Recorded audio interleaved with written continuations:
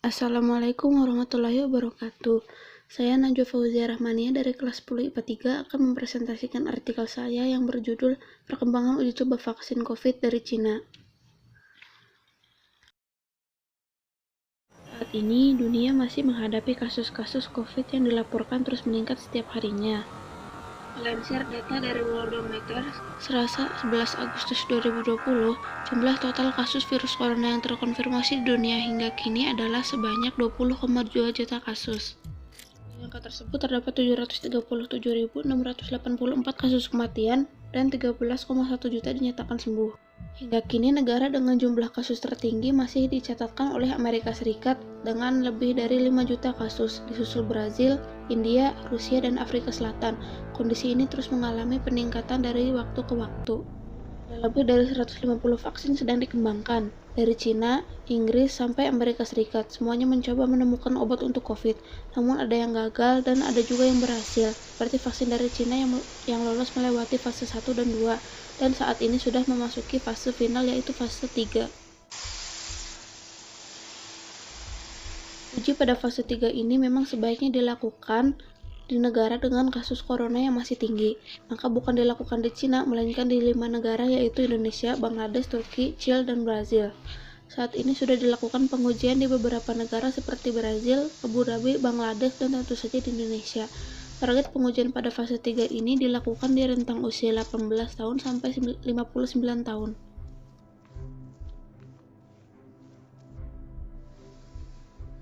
.400 vaksin buatan Cina tersebut telah mendarat di Indonesia dan disiapkan untuk uji klinis 3 oleh PT Bio Farma.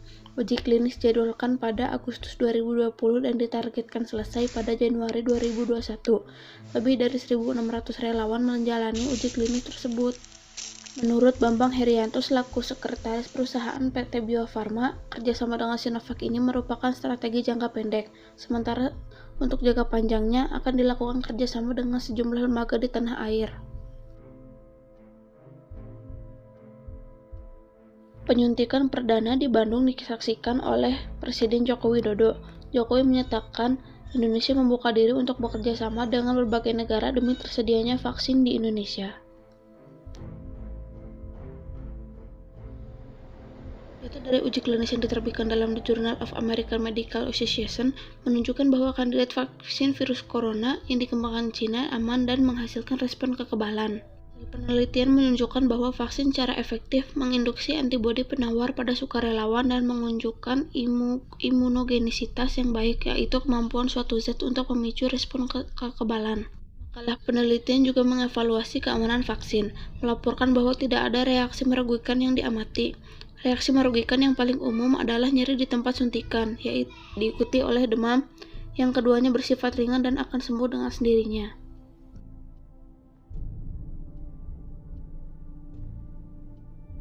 Setelah dilakukan uji coba vaksin pada fase 1 dan 2, telah diteliti dan tak lama pun membuahkan hasil yang bisa dibilang cukup menjanjikan. Sementara di negara-negara lain pengujian fase 3 masih sedang berlangsung. Jika hasil pengujian di seluruh negara memuat hasil yang kira-kira baik dan bagus, kemungkinan vaksin dari Cina tersebut akan disebar ke seluruh negara yang membutuhkan vaksin tersebut dan diharapkan pandemi ini akan segera berakhir untuk mengakhiri masa-masa susah yang telah dialami oleh seluruh warga dunia selama ini. Namun kita tidak boleh bergantung pada vaksin tersebut. Kita tetap harus menjaga diri kita sendiri agar tidak terkena virus berbahaya tersebut dengan rajin menjaga kebersihan, rajin mencuci tangan dengan sabun, dan tidak keluar rumah jika tidak ada kebutuhan mendesak. Jika keluar rumah pun, hendaknya kita menggunakan masker dan menjaga jarak dengan orang lain. Sekian presentasi artikel saya, mohon maaf bila ada salah kata. Wassalamualaikum warahmatullahi wabarakatuh.